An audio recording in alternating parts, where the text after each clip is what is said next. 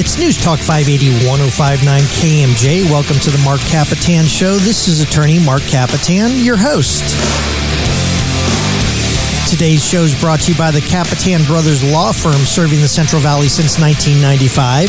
If you or anybody you know has been injured in an auto accident, a truck accident, or a motorcycle accident, give us a call at 559-498-8000. Or if you've been arrested or cited for a criminal offense, call us 559-498-8000. Kapetan Brothers, we are the Valley's law firm. Folks, I am very excited to have our next guest on. Over 35 years ago today, my father, Colonel Nick J. Kapetan, a proud American of Greek descent, somehow found out about my next guest. He was a young classics professor at Fresno State, relatively young, right? And my father asked him to speak to our Greek Men's Club. The club was called the American Hellenic Educational Progressive Association, or the AHEPA for short. It was founded in 1926 on the basis that the greatness of America was built on Hellenic ideals, ancient Greek social and legal principles, and that those of us who have our roots in Greece, like me, are not Greek.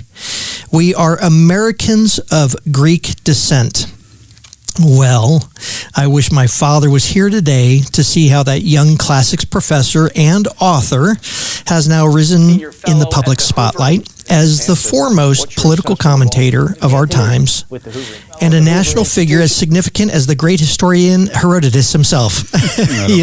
You like that? Well, I know I'll get a lot of calls from people who think, are you crazy? So I'm not a lot of Well, how about this? If there was ever an appropriate addition to the seven sages of Greece, I think you would be the eighth sage. Friends, please welcome, in honor, and my late father would be honored to have you here, Victor Davis Hanson. Welcome, Victor. Thank you for having me, Marc. Well, Victor, listen, thank you for having me. Geez, you're an author, professor emeritus, senior fellow at the Hoover Institution, nationally syndicated, and I just thank you for being on my show. I appreciate it.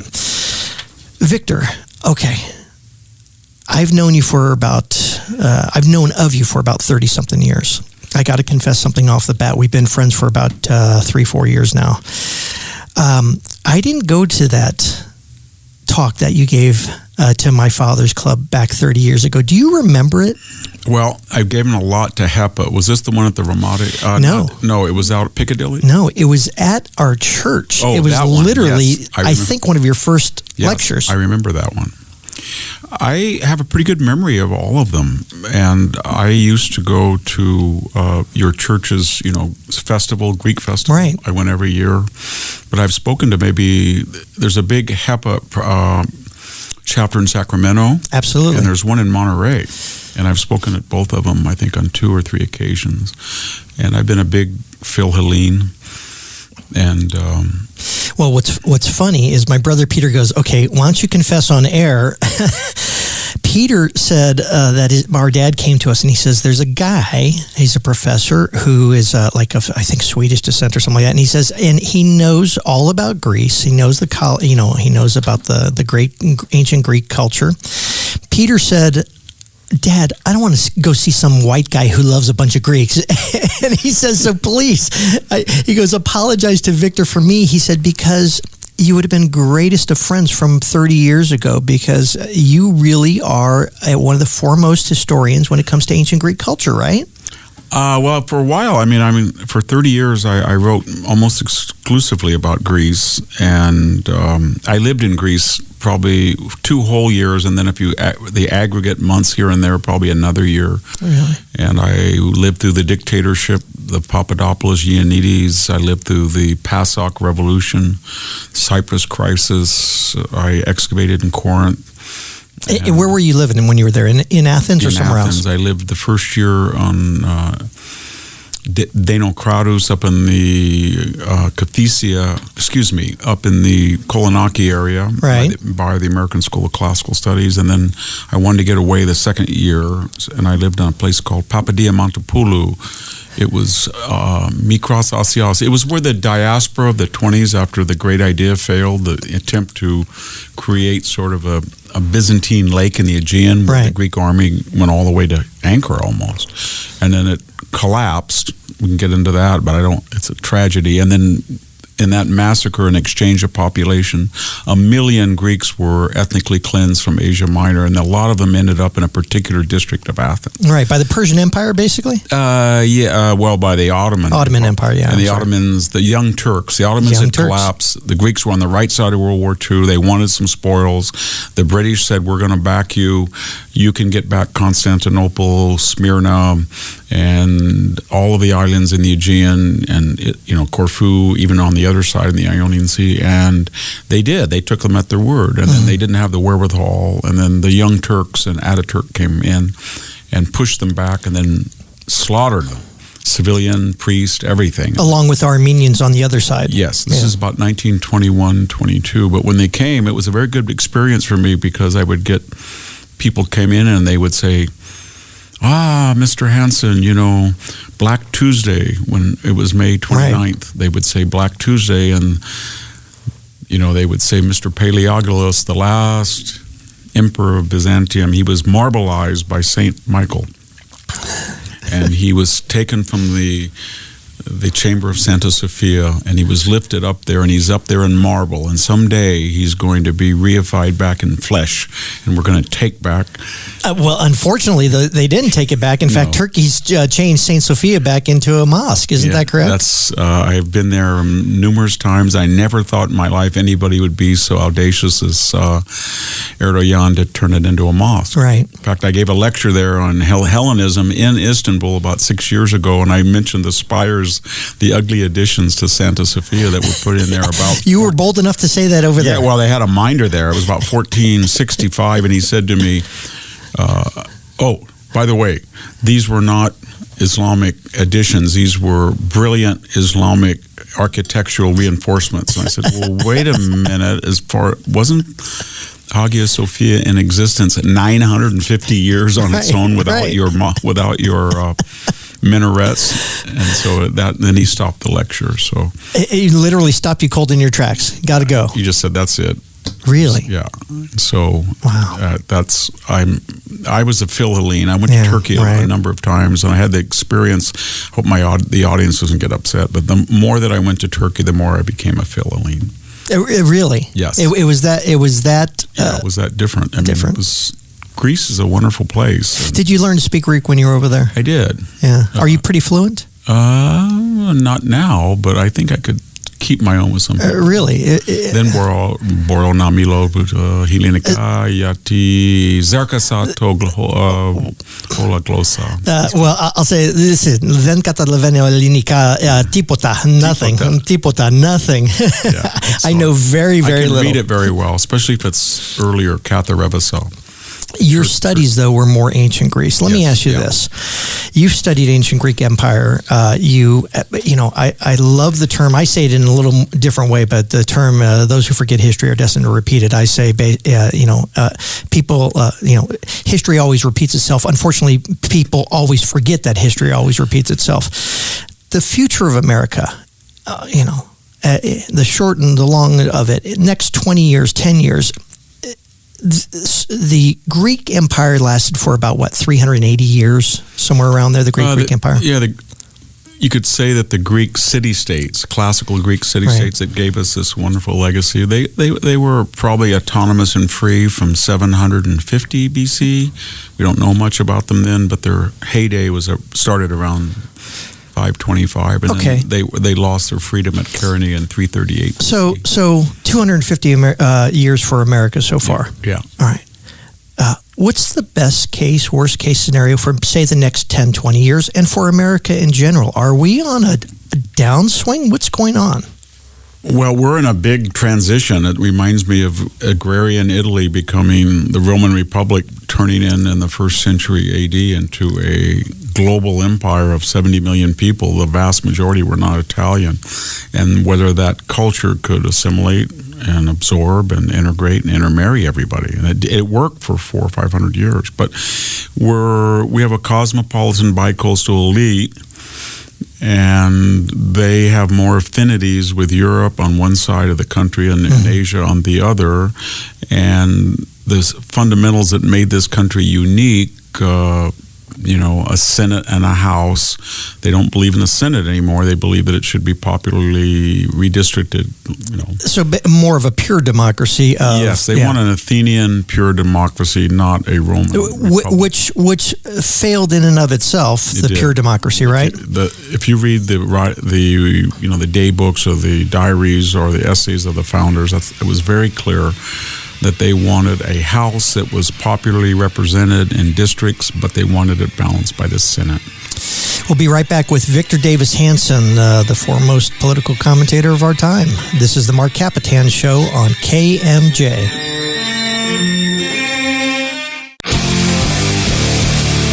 It's News Talk 580, 1059 KMJ. Welcome back to the Marc Kapetan Show. Folks, I'm going to pot this down like I like to do.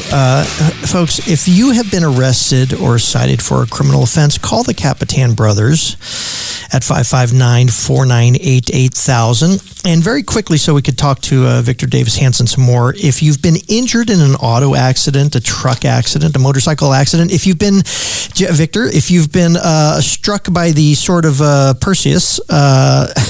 The blade of Perseus. The blade of Perseus. Call the Kapetan brothers at 559-498-8000. It's a very trying time. We understand it, and we'll help ease your concerns when it comes to those things. But more importantly, folks, we have Victor Davis Hanson on the show today. He's, like I said, a senior fellow at the Hoover Institution, author, professor emeritus of classics and military history. And again, I don't know why I'm saying this, because everybody knows you, probably the foremost political commentator of our time. Victor, we were talking about the Agrarian Society and about the structure of where America's going and our governmental structure. You have a very significant thing that you talk about in your latest book, The Dying Citizen. You attribute all great republics, or much of a great republic, to the existence of a solid citizenry. You quote Mark Twain saying, "Citizenship is what makes a republic." What in modern day political discourse are the people not understanding about the importance of citizenship? Well, a citizen owns the government. They create the government, they audit the government, and they own it. They're not on the receiving end. So the government doesn't tell a citizen this is what it's going to be like. A citizen is very rare. It's fragile. Didn't appear till 2,500 years ago. Yeah, you said it appeared basically out of farmers and property owners in, once again, ancient Greece, where you said that concept of a citizenship. We always think that there's a government and there's citizens, but it was not a common concept. Prior to 750 BC, there were subjects, there were peasants, there were slaves. Monarchs were telling them what to do, oligarchs, aristocrats, dictators, tyrants, but there was not an elected government responsible to the people the people said, here are my rights and here are my responsibilities. And it is a rare thing, now that you're talking about that, because the monarchs, the dictators, etc., are most countries, even since that time. And then you have these rare times where you have America, France, whatever it may be, Parliament being established in England, where a proper democracy is set up by the citizens, right? Yeah, I mean, most people are so busy. The dictator, the monarch, the tyrant says, don't get on the internet, don't read the news, don't worry about it. Just let me take care of it. That's my job. You do your job, and if you worry about it, I'll let you know that here's the good news, here's the prep media. And self-government takes a lot of time. You have to have an informed citizenry. They have to have a civic tradition, and they have to know what their rights are. And their rights are simply, we and we alone vote, and we alone can run for office, and we alone can go in and out of our country when we wish to, and we alone participate in our campaigns. Yeah, basically, those are basically gone now, except maybe one of those. When we have everybody claiming, we want a one world, we want a free world, I'm a citizen of the world, you actually say there's a citizen, there's travelers, there's students, there's visitors, but all those people don't have the ideal teachings that we have of a republic democracy, where you want to keep their ideas out. You don't want them coming and infiltrating our idea of what a proper country should run like, right? Well, look who's the head of the Security Council of the United Nations right now, Vladimir Putin. Right. And look what Anthony Blinken said just 3 months ago. He said, as far as systemic racism, I think we need the UN Commission on Human Rights to investigate the United States. And I was thinking, okay, North Korea, Iran. Yeah. So all these countries don't share constitutional government. And especially, even the European countries, many of them don't have a constitution. They have no concept of the Second Amendment, for example, of which, some of the founders said without the Second Amendment, you have no Bill of Rights because you have no ability to enforce them. Well, isn't the Ukraine a prime example of it, where the citizenry is rising up as much as they can and quite honestly holding back the Russian army as best they can, and it's a very powerful army, right? I'm laughing because have you noticed all these very liberal people in op-eds and TV appearances are saying we've got to get more guns into the hand of citizens. Right. Every Ukrainian should have an AK-47. I'm thinking, yeah, that would be a good idea. Okay, so you made something clear in a few statements ago that when you were talking that I had never thought about, and that is when you say the monarchs, the dictators say, hey, don't worry, you don't need to read the news, we'll take care of everything for you. And you always wonder why socialism finally rises out of these liberal ideas, but it's the same idea. Don't watch the news or control the news. We'll take care of everything for you, and it eventually fails, but that's sort of the same process, right? It's similar. The wrinkle with socialism is it's always an equality result, what we call equity. And as the Greeks, Plato, Aristotle, they all said the problem with equity is that it never ends. And Plato at one point in the law says, when will the dogs and the donkeys vote at Athens? Because they're being discriminated against. Because you can always say, Aristotle had a great point. He said, once a man believes that he's equal in politics, then he wants to be equal in every aspect of his life. So once you vote, and if I vote, and the person next to me votes, and the person next to me makes more money than I do, I say, well, wait a minute. We have equal votes, but you have more choices. You have a nicer car. That's not fair.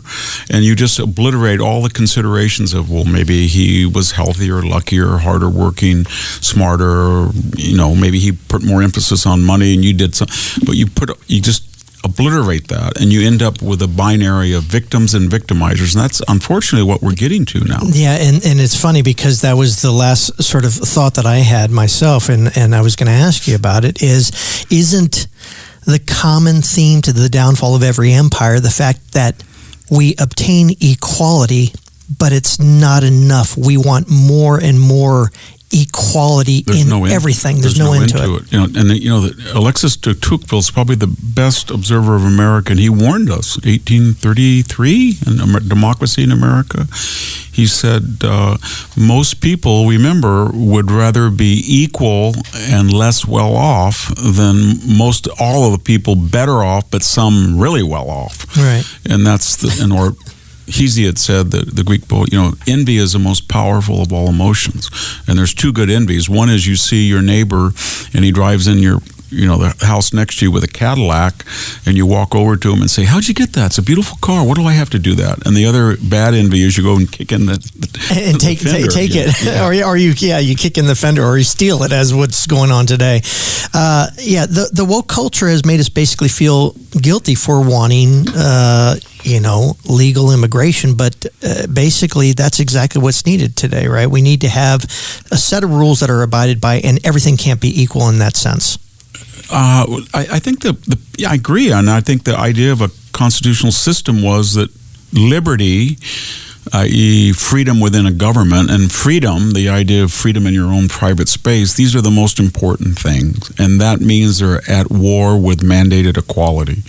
Because let's say you're free to make your law firm, and let's say you're free to expand it, and let's say you do very well. And I say, well, God, Mark, why do you have a Range Rover and I'm driving my old Honda Cross Tour? I hate to tell you, I don't have a Range Rover.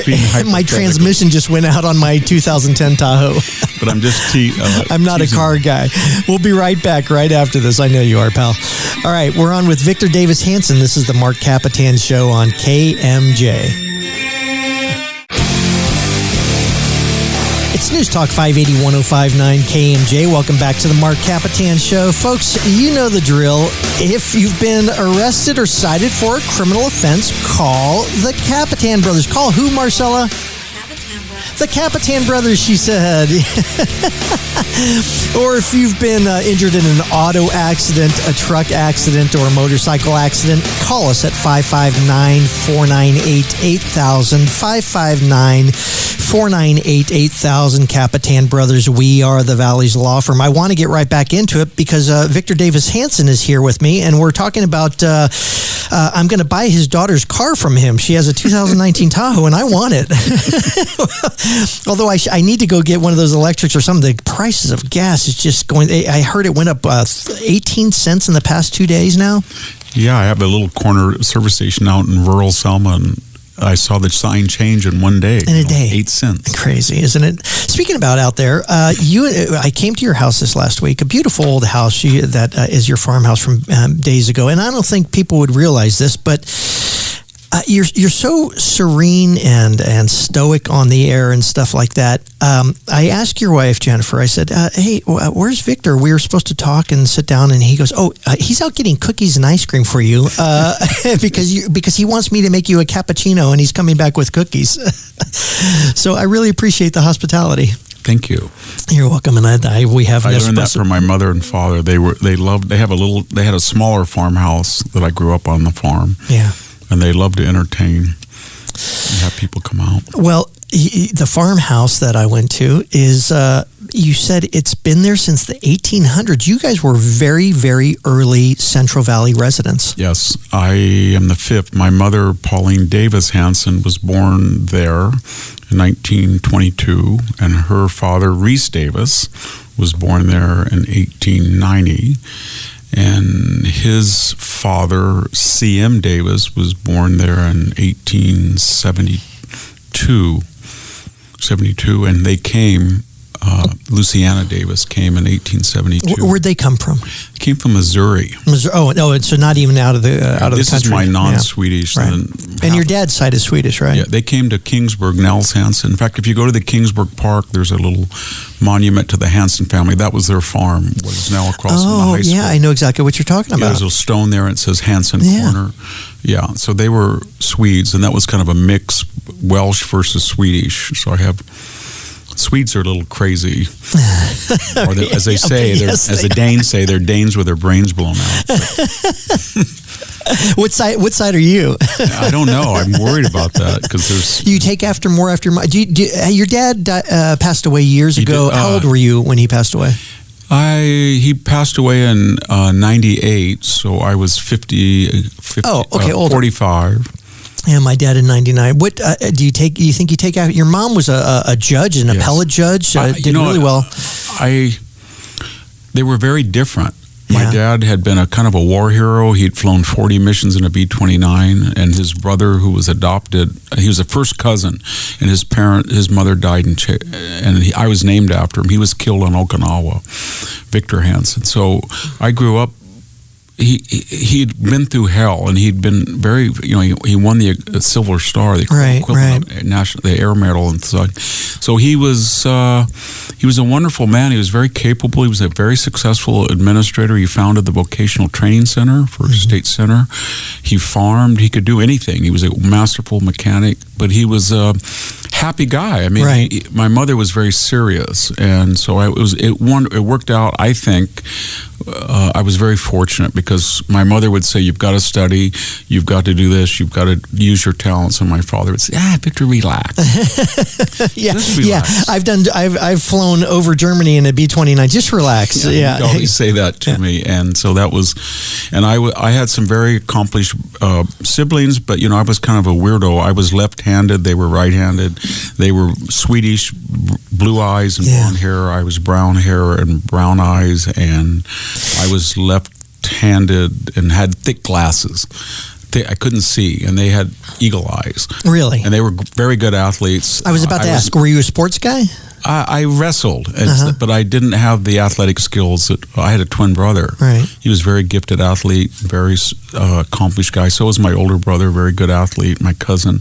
But I wasn't.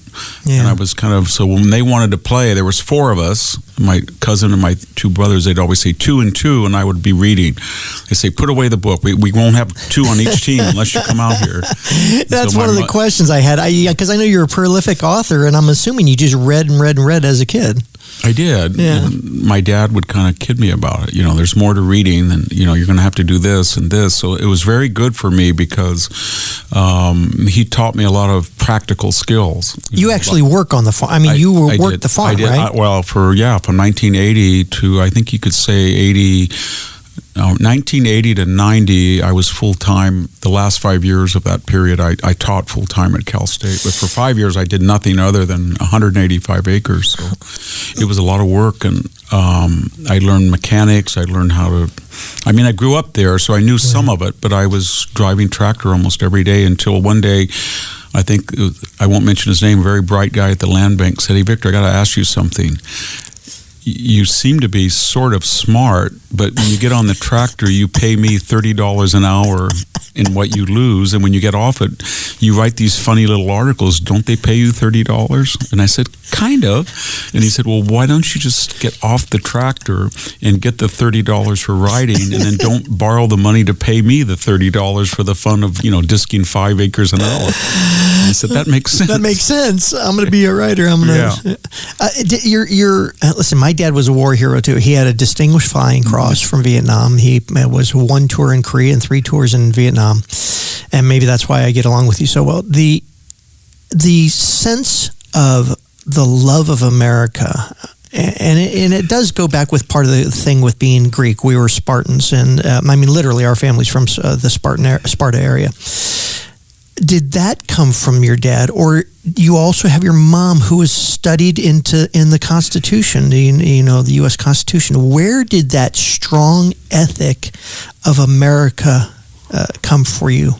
I think it was from 3 areas. From my mom, she was almost a fanatic devotee of the law. So she would call me up and say, your income taxes are there. And even when I was in my 20s, she said, I do not want you to take any improper deduction. Or I'd ask her about a case in the paper. I cannot discuss that case. And so she was, it was just imbued in me that without the law had sanctity over everything. Right. And she was, she wasn't moralistic, but she was moral.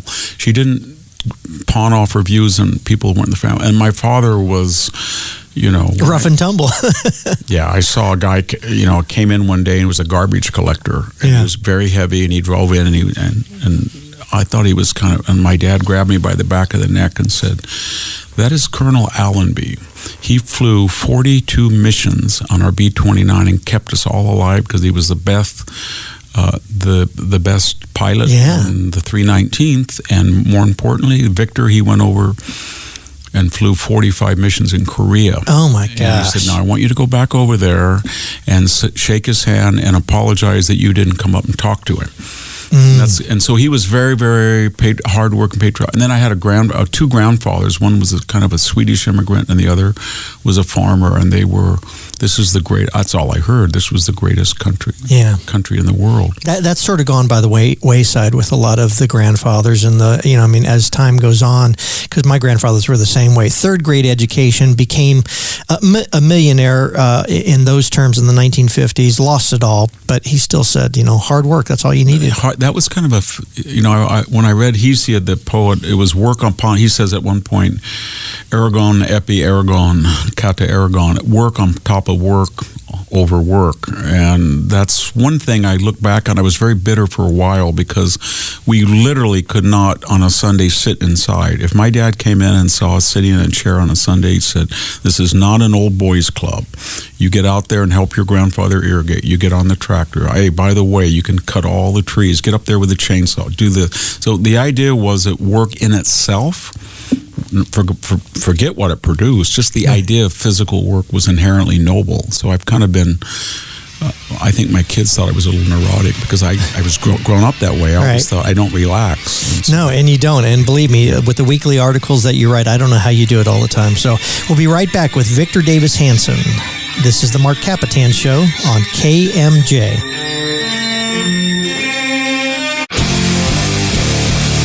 It's News Talk 580 1059 KMJ. Welcome back to the Marc Kapetan Show. Folks, as always, if you have been arrested or cited for a criminal offense, please call us at the Kapetan Brothers Law Firm. It's 559-498-8000. Or if you've been, injured in an auto accident, a truck accident, if you are Medusa, I said, and then the blade of Perseus cut off your head, and you want to sue Perseus, go ahead and give us a call. I'm making a stupid joke because Victor Davis Hanson is here. But folks, seriously, if you've been in an accident, please give us a call or give any local attorney a call. Let me pot this music down. Any local attorney call. We have a bunch of LA attorneys who are trying to, what I've taught you, take away the clients from our local attorneys, but your local attorney knows best. And so call your local attorney, call the Kapetan Brothers at 559-498-8000. Kapetan Brothers, we are the Valley's law firm. We are back on with Victor Davis Hanson. He's an author, professor emeritus of classics, military historian. Like I said, do you see yourself, you're very mild-mannered, I know that. Do you understand that, especially during the Trump years, et cetera, that you've become the voice of the conservative movement, maybe? No, because I live in Salma, so I'm in kind of a bubble. Yeah. I've noticed that people will show up at my house. They didn't used to do that. But other than that, I get a lot of emails, but I don't really notice it. It's just kind of incremental. And then I have kind of a tragic view that I always say to my wife, I do this, or we do this, and this is going to dry up, and this will dry up, and then you'll have to. And so that's being the son of a person who probably grew up in the Depression, because I understand that feeling too, that it all goes away very quickly. But with that said, you are a prolific author. You've written how many books now? 26, I think. Yeah, the first book was...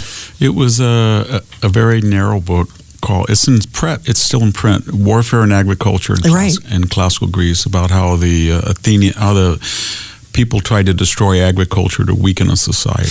Yeah, you make a big, and I talked about it earlier, that the farmer, the agrarian society, is the one that really supports a democracy. And we have people making fun of the flyover states and all the farmers are rednecks, et cetera, et cetera. But and it may be because of your farm background, but you really find that these are the people that are the keepers of democracy.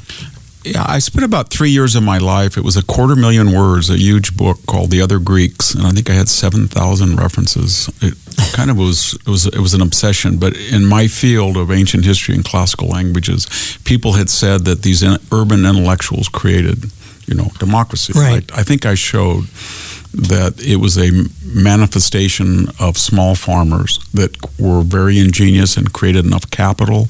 They could stay in one place. They wanted to pass on their property, especially vines and olives that had an investment. And that was the genesis, and that was the character, and that was the nature, and those were the values of early democracy. I think most people accept that now. And an interesting point is that if you are a property owner, you own real land, you own real property, the worst thing you want is an arbitrary government with arbitrary laws taking away your property, and therefore you become part of the government. You become part of creating laws that are fair so that your property isn't arbitrarily taken. And you don't have a renter. I was renting a very low-cost apartment in the 70s in East Palo Alto, very dangerous, and my father came up to help me out, and he said, look at that. You don't rake the leaves out in your little courtyard. And I said, I'm renting. He said, exactly. You don't own this. You don't have a stake in it. You don't want to pack it out. You don't want to pass it on. Now go out and rake the leaves. That's funny. It's hard for a renter to have the same feeling or devotion or concern or worry about a piece of property. Have you ever written fiction? Yes. I wrote a 200,000-word novel called The End of Sparta, about the great Theban liberator Epaminondas going in and liberating it sold pretty well, but the problem with it, it's really a history. Right. And I said it was a novel, but even the dialogue I wrote first in classical Greek and then translated so it'd be authentic into English again. And so I have a lot of detail about a trireme, so it's not... You wrote it in classical Greek? No, I wrote the novel, but when people speak, I didn't know how you would approximate classical Greek speaking in an English patois or parlance. Right. So what I did was I wrote what they wrote first in classical Greek, and then the dialogue I would translate back into English for the word order. Right. So it sounded a little bit more. It's different, but it doesn't sound like Victorian English. Yeah, I had a teacher. He was a Greek professor, but he was a Hispanic guy back in college back in the day. It was 1982 or 83, and he was teaching Greek to us, but he was saying the pronunciations in ancient Greek, I guess, and it was a lot different. I didn't realize it. Yeah. Modern Greek is ioticized. They've taken about 2 of the vowels or 3 of the vowels, and they have that E sound that classical doesn't. But of course, when you say classical Greek pronunciation, we don't have a transcript or a disc. Right, exactly. Right. We have a big argument about what got big marble stones, maybe. how it really sounded. You're supportive, listen, you were a registered Democrat your whole life. Yes. I'm assuming because your dad was a farmer, and you had, there was this. I call them California Republicans, California Democrats. Everybody was sort of centrist. They were. You've now become. You're registered independent or Republican now? Independent. But when we say Democrat in those days, they don't exist. I mean, right. I grew up with certain ideas that everybody, I think we had 10 guns in the home, and everybody had to have a gun out in the country for hunting and things. And I was lectured from a very early age that abortion was wrong, and yet my mother was a Democratically Jerry Brown appointed her judge. You weren't a hippie Democrat though back in the day, right? Or were you? Did you have long hair? No. Okay. I went to UC Santa Cruz that just opened. That was a hippie school, but it had the opposite effect on me. I went there as a Democrat, and when I came out, I was a conservative. You're a conservative. Yes, I did not like that popular culture. I tell my young nephews, I say one is more left of center, and I said, you know what? That's great. I want you to have those thoughts. You are idealist. You are young. Anything is possible. Great. You could believe that. But then then real life is going to hit you in the face one of these days. Is that sort of I was in the dorm, and some people would kick in the walls, and I'd say, who has to fix that? And then the guy would come to fix the wall, and I'd go up to him and say, I didn't do that. Let me help you. Or I'd say, when you go to the bathroom, clean up the toilet. Come on. Or don't. And, I didn't like the drug culture. I thought I came adamantly. I thought marijuana was after watching people take it there at UC, I thought it was a terrible drug. I always compared it to the Lotus Eaters in the Odyssey. People just lost any drive. I know. I'm not saying that it wasn't valuable for health reasons in some cases for people, but it seemed to destroy their initiative. The Republican Party, why, if the Republican Party is the party that freed the slaves, the party against Jim Crow laws, the party that did not intern the Japanese during World War II, why is it not attracting a more liberal side to it? Why doesn't it attract the young kids? I think it is now, and by that I mean some of the values of the new Republican Party, whether they're, I go everywhere and people come up to me and say, do you listen to Ben Shapiro? Do you listen to Joe Rogan? Right. So there is a popular, Candace Owens or Charlie Kirk. So there is an effort, but I think the Republican Party was stigmatized as a bunch of very wealthy guys on golf courses that talked about privatizing Social Security and capital gains tax. And now they're not that way. They're not that way. All right, 30 seconds. Imagine you're giving a lecture, or maybe you're watching a lecture in history. What's the one place that you want to be, and who's speaking? I have a big admiration for Abraham Lincoln, so I would have liked to talk to him about what he thought about Grant and Sherman, or right before that election of 1864, he thought he was going to lose, and why did he keep going, and what gave him strength? Churchill's another person. Epaminondas the Theban, I think he was a great man. I love that those words just flow right out of your mouth like that. Listen, it was a pleasure. I'm going to do a bonus interview with you right after this. Victor Davis Hanson, thank you very much. We're going to be talking about Russia after this. Thank you. Thank you. Thank you for having me. We'll see you next week on the Marc Kapetan Show. This is KMJ.